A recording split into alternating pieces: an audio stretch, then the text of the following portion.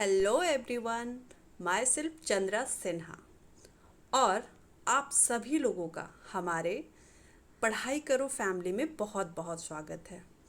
दोस्तों, एनसीईआरटी एक ऐसा सब्जेक्ट है जो आपकी मेरिट बनाती है और एनसीईआरटी के बिना हो सकता है कि आपके लाइफ में ब्रेक लग जाए, आप सक्सेस पहुंचने वाले हो लेकिन आपका हो सकता है कुछ पॉइंट से या कुछ मार्क्स से आप पीछे रह जाए।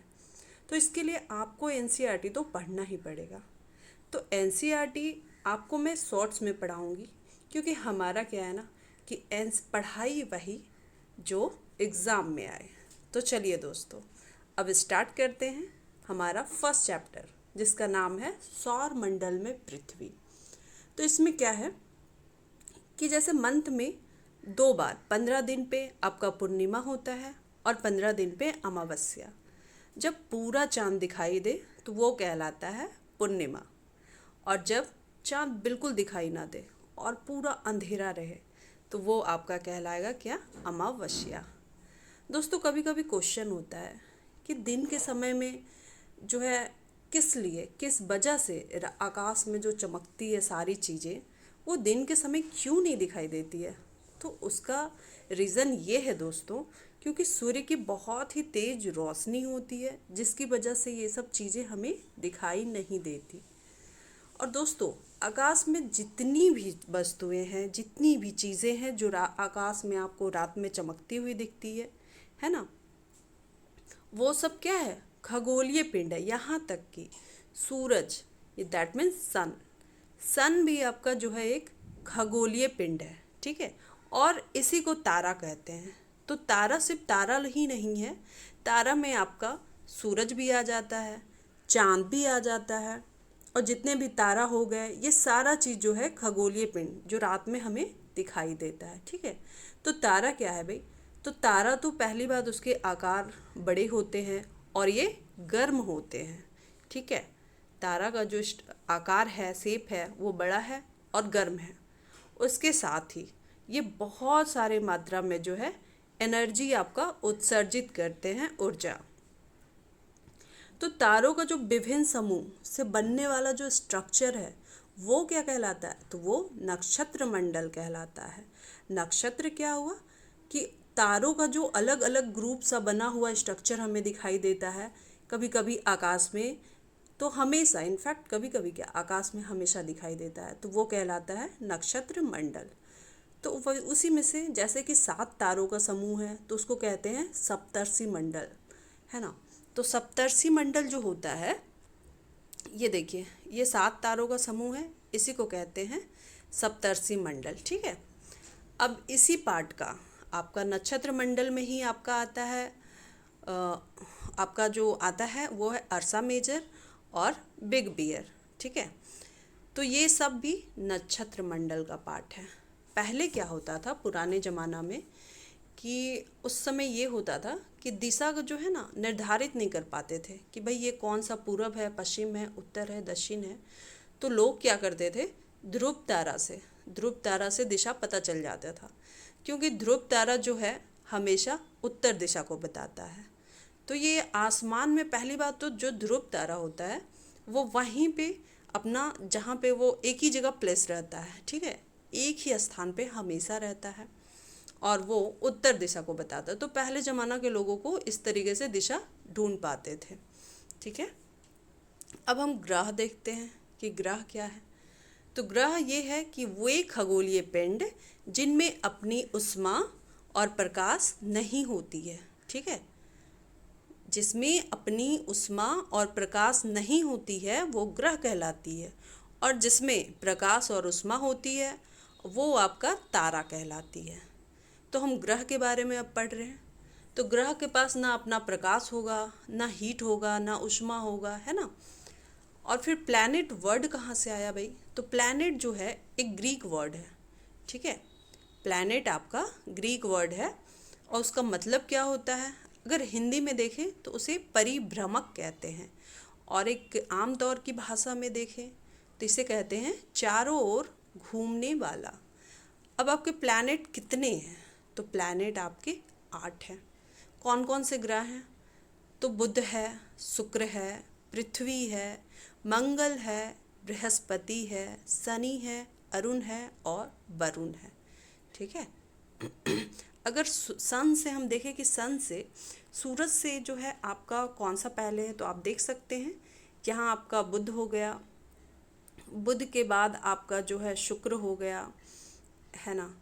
उसके बाद फिर आपका थर्ड नंबर पे फिर आपका जो है बुध हो गया, शुक्र हो गया, फिर पृथ्वी, फिर मंगल, फिर बृहस्पति, फिर शनि, फिर अरुण और वरुण। तो सबसे लास्ट वाला जो पार्ट है वो नेपच्यून है, दैट मीन्स वरुण है। ठीक है। तो इसको एक याद करने का एनसीईआरटी में आप लोग को बताया गया है कि कैसे इसको याद रखा जाए। तो एक बहुत अच्छा वहाँ पे है कि my very efficient mother just serve us nuts. My very efficient mother just serve us nuts. M से हो गया आपका मरकरी, वी से हो गया आपका विनस, और ई से हो गया अर्थ, एम से हो गया मार्स, जे से जुपिटर, एस से सैटर्न, यू से यूरेनस और एन से नेपच्यून। ठीक है। तो ये जो ग्रह होता है एक निश्चित पथ पे अगर बात किया जाए तो सूर्य का चक्कर लगाता रहता है। तो कौन से ये में, तो ये इलेप्टिकल यानी दीर्घ वृत्ताकार कक्षा में जो है ये ग्रह जो है चक्कर लगाता रहता है। ठीक है। उसके बाद हम देखते हैं कि चंद्रमा क्या है। तो चंद्रमा आपका जो है ये एक सैटेलाइट है, एक उपग्रह है, यानी पृथ्वी के चारों ओर चक्कर लगाने वाला उसका सहचर है। ठीक है। अब सौर मंडल में देखते हैं, सौर मंडल में कौन कौन आता है। तो सौर मंडल में आपका सूरज आता है, 8 ग्रह आते हैं, उपग्रह आते हैं और कुछ खगोलीय पिंड आते हैं, उल्का पिंड आते हैं और क्षुद्र ग्रह, ये मिलकर बनाते हैं, सब मिलकर बनाते हैं सौर मंडल। कौन कौन से हो गए, सन हो गया आपका, 8 प्लैनेट हो गया, है ना, सूर्य हो गया, 8 ग्रह हो गए, उपग्रह हो गए, कुछ खगोलीय पिंड भी हो गए, उल्का पिंड भी, क्षुद्र ग्रह, ये सब मिलकर सौर मंडल का निर्माण करते हैं। जिसमें मुखिया कौन होता है, तो आपका जो अगर मुखिया की बात करें तो वो आपका जो है सूर्य होता है, क्योंकि वो सेंटर में होता है। ठीक है। और सूर्य के बारे में तो हम जानते ही हैं कि ये गर्म गैसों से बना है। ठीक है। और प्रकाश और उष्मा का एकमात्र स्रोत है। पृथ्वी से लगभग अगर बात किया जाए तो 15 करोड़ किलोमीटर दूर है ये। ठीक है। अब कक्षा का क्या है कि ये हमने अभी पढ़ा था कि इलेप्टिकल है ना, इसके जो रास्ते हैं दीर्घ वृत्ताकार है, और 8 ग्रह एक निश्चित पथ पर सूर्य का चक्कर लगाती है। ठीक है। अब हम इसमें से देखते हैं प्लूटो के बारे में भी जानना जरूरी हो जाता है। ठीक है। तो प्लूटो का क्या है कि अगस्त 2006 में उसको जो है खगोलीय संगठन की बैठक में ग्रह की श्रेणी से उसको बाहर कर दिया गया। ठीक है। उसके बाद पृथ्वी के बारे में थोड़ा और जानेंगे कि पहली बात तो ये सूर्य से डिस्टेंस में अगर बात किया जाए तो ये तीसरा ग्रह है, और अगर स्ट्रक्चर में बात किया जाए तो ये 5वां बड़ा है। ठीक है। और पृथ्वी को हम क्या कहते हैं, भू आव कहते हैं। इसका कारण क्या है, इसका कारण है कि ध्रुवों पर ये चपटी है, इसलिए इसे भू आव कहते हैं, है ना। और प्लस जीवन की अनुकूल परिस्थितियाँ कहाँ पे पाई जाती है, तो हमारे प्यारे ग्रह पृथ्वी पे पाई जाती है, जहाँ हम रह रहे हैं। ठीक है। उसके बाद आपका जो लगभग 2/3 हिस्सा पर पानी होने के कारण इसे नीला ग्रह कहते हैं। ठीक है। 2/3 पानी होने के कारण पृथ्वी पर इसे नीला ग्रह कहते हैं। चंद्रमा तो वैसे हमने जान लिया कि ये एक उपग्रह है। इसका व्यास कितना है, तो इसका व्यास की अगर बात किया जाए तो पृथ्वी का व्यास का 1/4 है। पृथ्वी से इसकी डिस्टेंस कितनी है, तो 3,84,000 किलोमीटर दूर है। 3,84,000 किलोमीटर दूर है। और ये जो है पृथ्वी का चक्कर कितने दिन में लगाती है, तो ये आपका पृथ्वी का चक्कर 27 दिन में लगाती है। ठीक है। तो यहाँ पे क्या है भाई, तो वायु पानी नहीं है। ठीक है। पर्वत है, मैदान है और गड्ढे हैं। अब क्षुद्र ग्रह के बारे में जानते हैं कि क्षुद्र ग्रह क्या है। तो सूर्य का चक्कर लगाने वाले बहुत सारे अनगिनत छोटे पिंड होते हैं, है ना। जैसे मंगल और बृहस्पति के बीच ये क्षुद्र ग्रह पाए जाते हैं। ठीक है, बहुत सारे पिंड होते हैं जिनमें बताया है कि मंगल और बृहस्पति के बीच आपका जो है ये क्षुद्र ग्रह पाए जाते हैं। इंग्लिश में इसे एस्ट्रॉइड कहते हैं। अब उल्का पिंड, उल्का पिंड क्या है कि सूर्य के चक्कर लगाने के पत्थरों के छोटे छोटे टुकड़े, है ना, वो उल्का पिंड कहलाते हैं। ठीक है, अब आकाशगंगा के बारे में जानते हैं। आकाशगंगा का क्या है कि लाखों तारों के समूह को आकाश गंगा कहते हैं और करोड़ों तारों, बादलों एवं गैसों की ये एक सिस्टम है, प्रणाली है। ठीक है, करोड़ों तारों हो, बादलों, गैसों, इसका एक प्रणाली है। हमारा सौर मंडल भी इसी का भाग है और लाखों आकाश गंगाएं जब मिलके क्या बनाती हैं, ब्रह्मांड बनाती हैं। तो अब हम फर्स्ट चैप्टर हमने ख़त्म कर लिया। अब हम सेकंड चैप्टर की तरफ बढ़ते हैं। सेकंड चैप्टर का आपका नाम है ग्लोब, अक्षांश एवं देशांतर। ठीक है, ग्लोब। तो ग्लोब क्या है भाई? तो ग्लोब आप जानते हैं कि ग्लोब क्या है। तो ग्लोब जो झुका हुआ उसका अवस्था होता है, ये देखिए यहाँ पर ग्लोब जो है ये झुका हुआ अवस्था है, इसे अक्ष कहते हैं। आप देख पा रहे होंगे कि ग्लोब का झुका हुआ अवस्था को अक्ष कहते हैं। ग्लोब को जो है दो बराबर भागों में बांटने वाली काल्पनिक रेखा, है ना, ग्लोब को दो बराबर भागों में बांटने वाली काल्पनिक रेखा को हम विषुवत-वृत्त कहते हैं। ठीक है, ये दोनों जो है एकदम इक्वल भाग में बांटती है, इसलिए इसे कहा जाता है इक्वेटर या विषुवत-वृत्त। तो विषुवत-वृत्त से ध्रुवों तक स्थित सभी समांतर वृत्त अक्षांश कहलाती है। ठीक है, ये जितना भी पार्ट है ये हमें पता है कि ये सब जो है अक्षांश कहलाती है। जितने भी उसके पैरेलल में लाइन रहेगा, जो इक्वेटर है आपका, उसके पैरेलल में जितना भी लाइन रहेगा वो सारा जो है उसका एक्सिस या अक्षांश कहलाएगी। ठीक है, अगर हम देखें इम्पॉर्टेंट अक्षांश, अब हम देख लेते हैं कि इम्पॉर्टेंट अक्षांश में कौन कौन है, क्या क्या है, नहीं है, ये सारा चीज़। ठीक है, तो ये देखिए, ये हमारी प्यारी सी पृथ्वी हो गई और यहाँ पर ये सबसे नॉर्थ वाला पार्ट आपका उत्तर ध्रुव, साउथ वाला पार्ट दक्षिण ध्रुव। ठीक है, तो अब जो हम देखते हैं कि विषुवत-वृत्त कितने डिग्री पे होती है, तो ये 0 डिग्री पे होती है। वहीं अगर कर्क रेखा की बात की जाए तो आपका जो कर्क रेखा है वो आपको 23.5 डिग्री उत्तर, है ना, 23.5 डिग्री नॉर्थ पे है कर्क रेखा, और इसके विषुवत-वृत्त के नीचे जो मकर रेखा है वो 23.5 डिग्री साउथ पे है। ठीक है, साउथ है यानी दक्षिण हो गई। अब कर्क रेखा के ऊपर वाला पार्ट हम देखते हैं। ठीक है, तो वो क्या है, उत्तर ध्रुव वृत्त, ये आपका 66.5 डिग्री नॉर्थ में है, और आपका अगर दक्षिण ध्रुव वृत्त की बात की जाए तो ये आपके 66.5 डिग्री साउथ में है। उत्तरी गोलार्ध में कर्क रेखा हमने देखा कि 23.5 डिग्री नॉर्थ हो गया। मकर रेखा तो ये दक्षिणी गोलार्ध में, तो ये 23.5 डिग्री क्या बोलता है, साउथ हो गया। ठीक है, उसके बाद हम कटिबंध के बारे में जानेंगे हम कि कटिबंध में क्या है, कैसे है, कौन कौन सा क्या क्या होता है। तो सबसे पहले हम देखते हैं उष्ण कटिबंध। तो आप उष्ण कटिबंध देख पा रहे होंगे कर्क और मकर रेखा के बीच में। ठीक है, कर्क और मकर रेखा के बीच में ये जो ग्रीन वाली हल्की हल्की ग्रीन सी जो हल्की सी लाइन है, इसको जो है ये उष्ण कटिबंध के अंतर्गत आता है।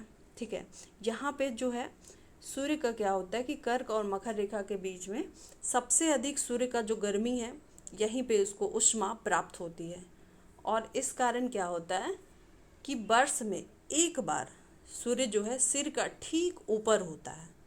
ठीक है, तो यहाँ पे बहुत अधिक गर्मी पड़ती है, इसलिए इसे उष्ण कटिबंध कहते हैं। अब देखते हैं कि शीतोष्ण कटिबंध।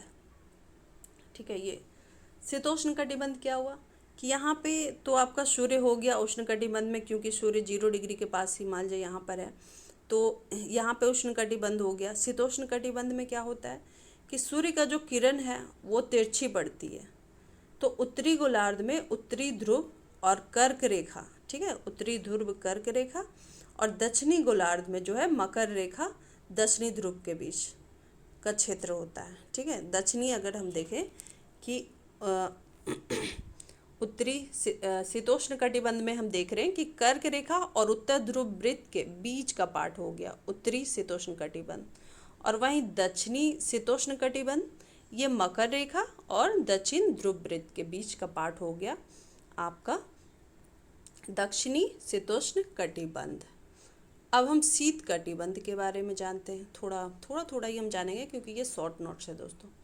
तो शीत कटिबंध क्या है कि सूर्य यहाँ पे आप शीत कटिबंध ये देखिए, ये दक्षिणी शीत कटिबंध हो गया और ये उत्तरी शीत कटिबंध। ठीक है, तो यहाँ पे क्या होता है कि सूर्य यहाँ जो है क्षितिज से ऊपर नहीं जा पाता है। यहाँ पे मतलब सूर्य की किरण जो है 66.5 से ऊपर वाला जो पार्ट है वहाँ तक नहीं पहुँच पाता है।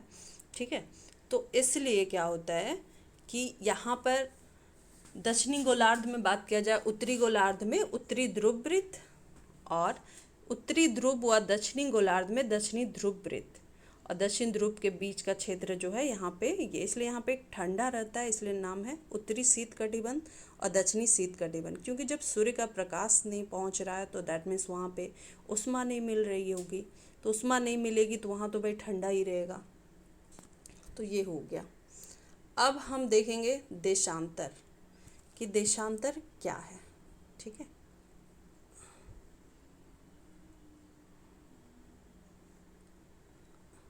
अब हम देखते हैं कि देशांतर क्या है। तो देशांतर क्या है कि अर्धवृत्त है जिनके बीच की दूरी ध्रुवों की ओर जाने पर घटे और ध्रुवों पर शून्य हो जाए। हम यहाँ देख पा रहे हैं कि देशांतर क्या हो गया भाई। तो ये एक अर्धवृत्त है, आप फोटो यहाँ पे देखिए, यहाँ पे अर्धवृत्त है। ठीक है, और इनके बीच की दूरी जो है ध्रुवों की ओर, जब ये ध्रुवों की ओर जा रही है तो घटते हुए जा रही है, और यहाँ बीच सेंटर में उत्तर ध्रुव में देख सकते हैं यहाँ पर जो है 0 हो गई, शून्य हो गई। ठीक है, तो वो देशांतर रेखा है। इतनी जितनी सारी आपको दिख रही है ये लाइन, ये सारा जो है देशांतर रेखा है। अब हम देखते हैं कि प्रमुख याम्योत्तर क्या होता है। इसका जो है प्रमुख याम्योत्तर रेखा क्या होता है।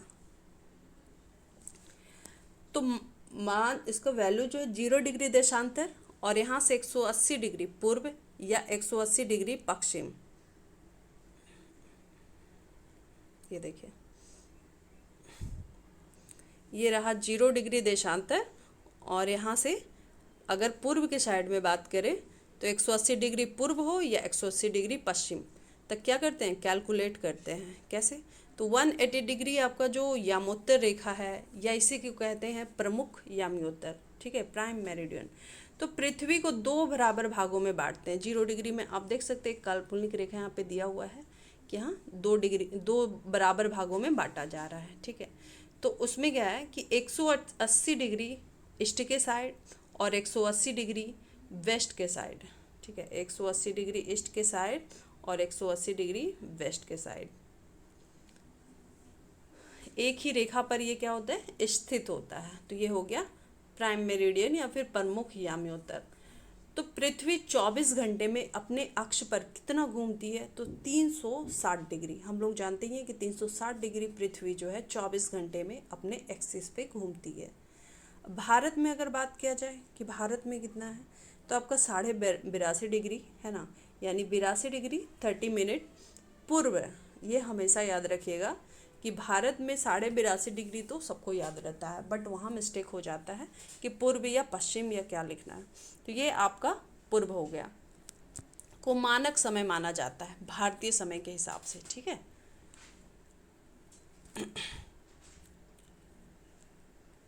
82.5 डिग्री देखिए पूर्व में स्थित है, और यहाँ का समय ग्रीनविच समय से कितना आगे है, तो 5.5 घंटे। ठीक है, आगे है, यानी प्लस। इसलिए जब लंदन में अगर 2 बज रहा होगा तो भारत में कितना बजेगा, 7:30 बजेगा। ठीक है, तो ये हो गया। अब हम नेक्स्ट चलते हैं। हम उतना ही पढ़ेंगे दोस्तों जितना हमें काम आता है। ठीक है, एक्स्ट्रा हम नहीं पढ़ेंगे। क्योंकि ये इस चैनल का आपको पता ही है कि यहाँ पे मैंने जो है लिखा ही है कि एनसीईआरटी इन शॉर्ट्स। तो अब हम जो तीसरा चैप्टर है वो है पृथ्वी की गतियाँ। पृथ्वी की गतियाँ हम पढ़ेंगे कि घूर्णन क्या है, परिक्रमण क्या है। तो आपको सबसे पहले जानना चाहिए कि घूर्णन क्या है। तो पृथ्वी जब अपने एक्सिस पे घूमती है, अपने अक्ष पर घूमती है, तो वो कहलाता है घूर्णन या रोटेशन। ठीक है। अब परिक्रमण क्या है? तो सूर्य के चारों ओर घूमना ये कहलाता है परिक्रमण। जनरल लैंग्वेज में आप लोग परिक्रमा करते हैं, है ना, तो परिक्रमा जो करते हैं तो उसी से पार्ट आया परिक्रमण, यानी चारों तरफ, सूर्य के चारों तरफ घूमना परिक्रमण कहलाता है या रिवोल्यूशन कहलाता है। ठीक है। तो ग्लोब, ग्लोब जो है वह वृत्त है जो दिन व रात को क्या करता है, डिवाइड करता है, और यही पार्ट आपको जो है प्रदीप्ति वृत्त कहलाता है। ये देखिए फोटो। ठीक है। ग्लोब आपका दिन और रात को, जो ग्लोब है उसमें दिन और रात को, ग्लोब का जो सर्कल है वो दिन और रात को डिवाइड करता है, और वो आपका कहलाता है प्रदीप्ति वृत्त। ठीक है। अब पृथ्वी, सूर्य की परिक्रमा में अगर देखा जाए तो पृथ्वी को कितना टाइम लगता है एग्जैक्ट, ऐसे तो हम जानते हैं कि 365 दिन, लेकिन एग्जैक्ट कितना बोला जाए, कितना होता है एग्जैक्ट, तो 365 दिन और 1/4 कहा जाता है। 365.1/4, दैट मीन्स कि 365 दिन और 6 घंटे लगते हैं। ठीक है। तो 6 घंटे लगने की वजह से 4 हो जाएगा। 4 साल में वो 24 घंटे पूरा करेगा, है ना, 6 चौके 24, 4 साल में वो पूरा करेगा। 6 घंटा हर साल लगेगा। तो इसीलिए जो चौथा ईयर के बाद जो नेक्स्ट ईयर आता है वो कहलाता है हमारा लीप ईयर। चौथा साल जब हमारा आता है, पृथ्वी जब चौथा साल अपना कंप्लीट कर लेती है, तो वो हमारा कहलाता है कि ये लीप ईयर था। ठीक है। क्योंकि उस दिन क्या हो जाता है, 366 काउंट कर लेते हैं कि हाँ भाई ठीक है 365 हो गया, 0.6 करके लीप ईयर हो गया। अब हम देखते हैं ऋतुओं में परिवर्तन, कि ऋतुओं में परिवर्तन कैसे हो रहा है, कैसे ऋतु चेंज होते हैं, कैसे ठंडा, गर्मी, वर्षा, ये शरद ऋतु वगैरह कैसे आता है। तो अब हम वो देखेंगे। तो सूर्य के चारों ओर पृथ्वी की स्थिति में परिवर्तन के कारण जो है आपका ऋतु में परिवर्तन होता है। क्या होता है? सूर्य के चारों ओर पृथ्वी जैसे जैसे चेंज होती है और वैसे वैसे ऋतु चेंज होता है। ठीक है। तो सबसे पहले हम यहाँ देखते हैं 21 तारीख का। ये आपका जो है 21 तारीख का है, जिसको उत्तर अयनांत कहते हैं। ठीक है।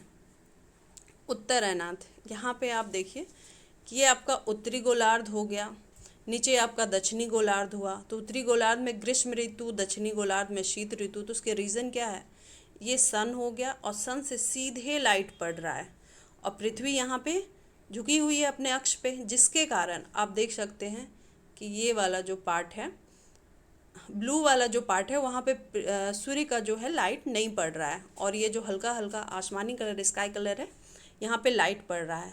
तो ग्रीष्म ऋतु की वजह क्या है कि यहाँ से हम देखते हैं कि जो उत्तरी गोलार्ध है उसका लगभग सारा पार्ट पे सूर्य का लाइट पड़ रहा है, जिसकी वजह से यहाँ पे ग्रीष्म ऋतु है। और वहीं दक्षिणी गोलार्ध जो है 23.5 डिग्री झुके होने के कारण इधर लाइट जो है पूरे कम्प्लीटली नहीं पड़ रहा है, इसलिए यहाँ शीत ऋतु है। ठीक है। वहीं अगर हम बात करें दक्षिणी अयनांत में, जस्ट इसके अपोजिट, ये हमने देखा 21 जून का। ठीक है। अब हम देखते हैं 22 दिसंबर का। तो 21 जून में एक और चीज़ है दोस्तों कि उत्तरी अयनांत जो होता है उसमें सबसे लंबा दिन और सबसे छोटी रात होती है। कब? 21 जून को। हमेशा याद रखिएगा कि 21 जून को सबसे लंबा दिन होगा और सबसे छोटी रात होता है। ठीक है। उसके बाद हम जो है अब देखते हैं कि 22 दिसंबर को क्या होता है। सूर्य तो वहीं रहेगा, पृथ्वी का ही जो होता है पोजीशन वो चेंज होता है। तो यहाँ पे हम देख पा रहे हैं कि दक्षिणी अयनांत जो 22 दिसंबर को, 22 दिसंबर में जस्ट अपोजिट हो जाता है। उत्तरी गोलार्ध में हमने 21 जून में देखा था कि ग्रीष्म ऋतु पड़ता है। ठीक है। लेकिन उत्तरी गोलार्ध में दक्षिण आयांत यानी 22 दिसंबर को शीत ऋतु होती है और दक्षिणी गोलार्ध में ग्रीष्म ऋतु। उसका रीज़न क्या है? वही है, सन है। ठीक है। सन का जो आप लाइट यहाँ देख पा रहे हैं कि सीधे पड़ रहा है। ठीक है। लेकिन इस बार क्या हो रहा है कि 23.5 डिग्री झुके होने के कारण यहाँ दक्षिणी गोलार्ध में जो है आपका लाइट वो ज़्यादा पड़ रहा है और उत्तरी गोलार्ध में लाइट कम पड़ रहा है, जिसके कारण यहाँ पे ठंडा होता है। ठीक है, ठंडी होती है और उसमें क्या होगा, उस समय जो है लंबा दिन और छोटी रातें होगी दक्षिणी गोलार्ध में। ठीक है, उसके बाद अब हम विषुव देखेंगे। विषुव, ये विषुव हम देखेंगे कि 21 मार्च को क्या होता है। 21 मार्च और 23 सितंबर, उसको हम देखते हैं। तो 21 मार्च को दोस्तों, 21 मार्च और 23 सितंबर को सूर्य की जो किरण है विषुवत वृत्त पे सीधी पड़ती है। आप यहाँ देखिए, सूर्य का जो किरण है वो सीधा पड़ रहा है, ठीक है, विषुव में। और यहाँ पे भी आप देख सकते हैं कि यहाँ पे सीधी पड़ती है। तो उसकी वजह से क्या होती है कि इस पोजीशन में अगर बात किया जाए तो कोई भी ध्रुव सूर्य की ओर झुका नहीं होता है। आप देख सकते हैं कि कोई भी ध्रुव जो है सूर्य की ओर झुका हुआ नहीं है। ठीक है, तो इसलिए पृथ्वी पे दिन रात उस समय बराबर होते। क्वेश्चन आता है कि दिन रात कब बराबर होता है, तो ये दो ही चीज़ है, एक 21 मार्च और एक 23 सितंबर। ठीक है, तो ये हमारे जानने की चीज़ थी। पेपर में जो है बस इसी को ज़्यादातर पूछा जाता है।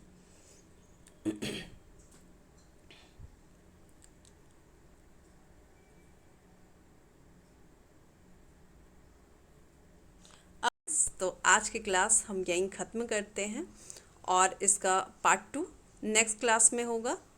और आशा करती हूँ कि आप लोगों को यह वीडियो पसंद आया होगा। तो प्लीज़ दोस्तों मुझे सपोर्ट करें, मेरे वीडियो को लाइक, कमेंट एंड शेयर करें अपने लोगों के बीच, अपने दोस्तों, अपने रिश्तेदारों और अपने जानने वालों के लिए। Thank you so much for supporting me and wish you all the best for your future. और आप लोगों का बहुत बहुत धन्यवाद। आशा करती हूँ कि आप लोगों का दिन शुभ हो। Thank you.